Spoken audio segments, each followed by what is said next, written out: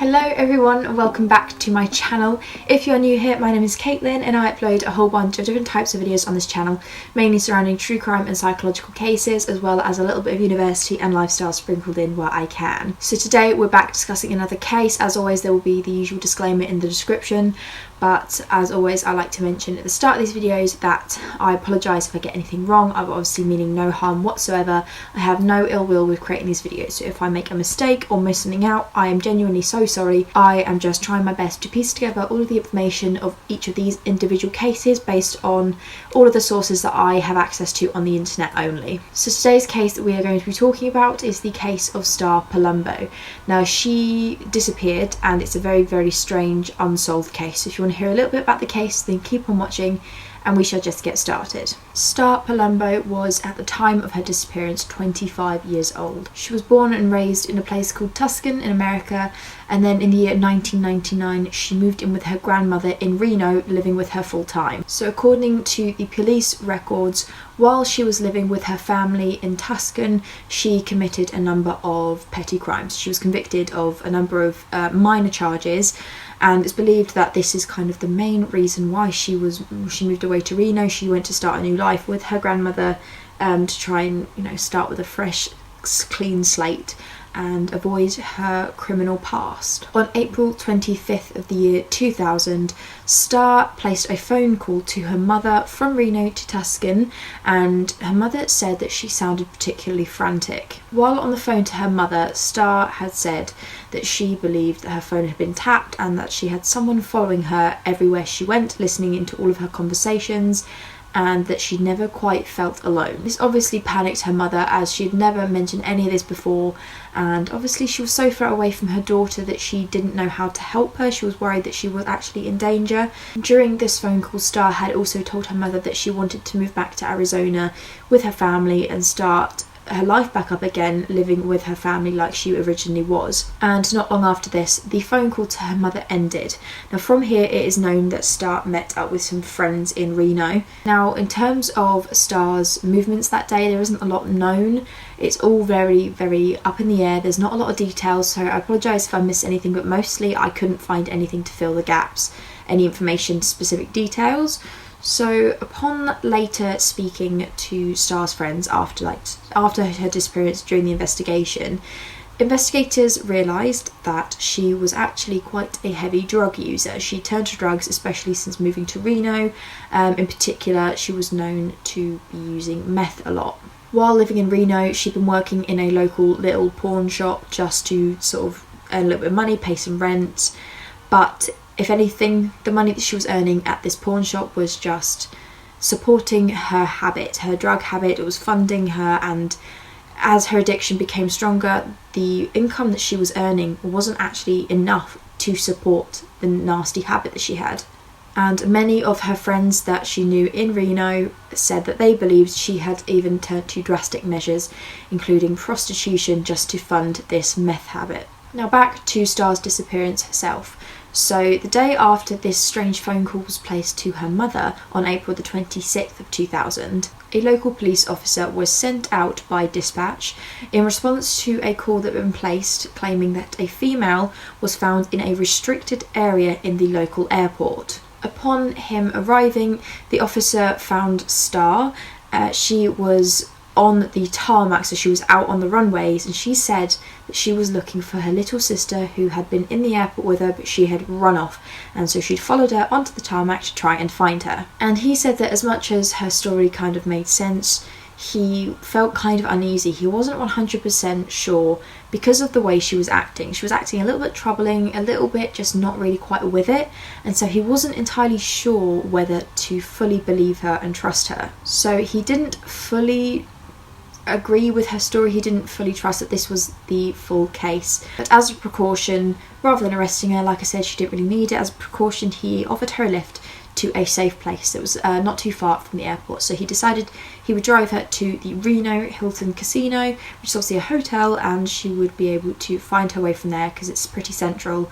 She wouldn't tell him where she was staying or anything, so he decided to drop her somewhere really public where she could get help if she needed it, and he could sort of work out what he needed to do from there. So the Hilton Casino was only a few miles away from the airport. It wasn't a long journey whatsoever. And it is known that he did drop her at the casino, as there is a record of her entering through the valet entrance at about 1:30 a.m. But she hadn't checked into the hotel itself, and she has not been seen since then. So like I said, it is known that this officer did drop her off at the casino. But what is a very, very strange thing to note is exactly how long it took for him to drive her from the airport to the nearby hotel. So the time that he had picked her up reported that he'd found her in the airport, and then the time that they had arrived, so she had checked in through the valet entrance, it was an hour and a half, when it only should have really taken maybe half an hour, if that. It was a very, very short journey, but for some reason, unexplained reason, it took him an hour and a half to drive her there. Now, some people think this isn't particularly anything strange. It could have been that she was maybe being a little bit difficult while they were trying to talk.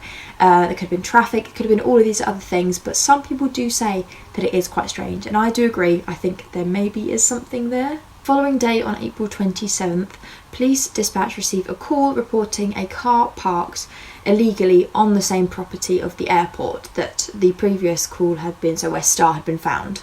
So a different officer responds to the first one that picked up Star, finds the car immediately, and obviously runs the license plate to see who it belongs to. He runs the plate through the system, and he's able to determine that the owner of the car is none other than Star PALUMBO. Inside the vehicle, investigators had found Star's mobile phone, a purse with $600 in cash, copies of emails that were addressed to the White House, and a drawing of what people claim appears to be Star, who had been bound and gagged. They obviously studied the emails just to see what the relevance was, why they'd been printed out, and the investigators concluded that from these emails it hinted as though she had been convinced that the government had been spying on her, had been monitoring her, and ultimately had been attempting to kill her.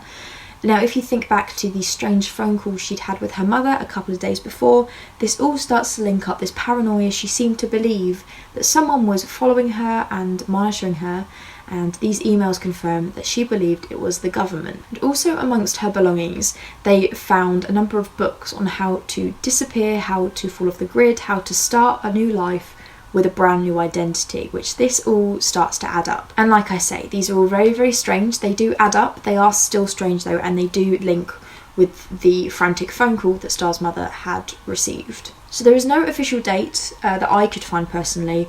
I don't think anyone on Reddit had mentioned it either, of when she had been officially reported as missing, but I can imagine that relatively soon after Star's family learned that her car had been found and impounded, that she would have been reported as missing because no one could get a hold of her or find her. And as you can imagine, investigators had very little to go on. Pretty much all they had to go on was what I've covered already. The only things they could piece together were not only was she a heavy drug user, she was extremely paranoid, and then she'd obviously found all these things in her car.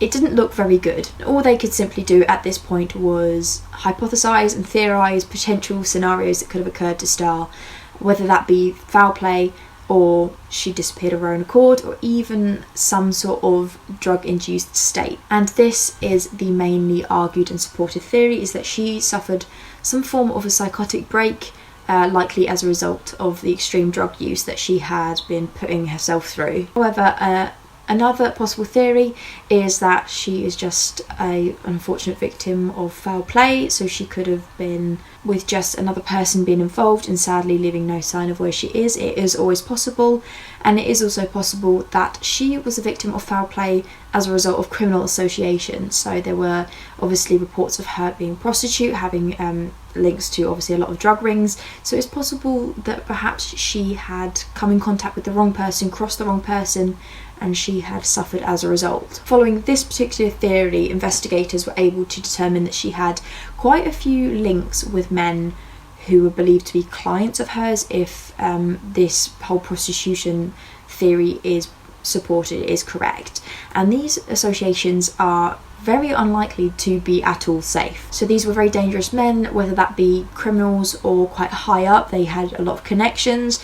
So if all of these factors combined, it led to this huge concern for Star's safety, whether there be someone else involved or whether she did in fact suffer from a psychotic break. It is always a possibility that she did leave of her own accord, but a lot of people believe that this wasn't necessarily the case. As much as she was paranoid, she possibly wasn't in the best state or even capable of carrying out her own disappearance so well. And like I say, many people, in particular obviously her loved ones, are very, very concerned for her physical and mental well-being, whether she suffered this psychotic break or whether she was harmed by someone else. There have been very few select potential sightings of Star over the past few years, and none of them have ever been anything too secure, none of them have ever been close to being confirmed.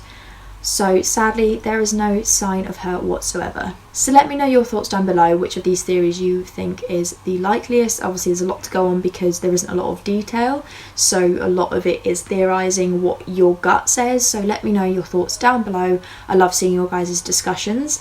Thank you so much for watching. I hope you found this interesting, and I'll see you guys soon for another video. Thanks for watching. Bye.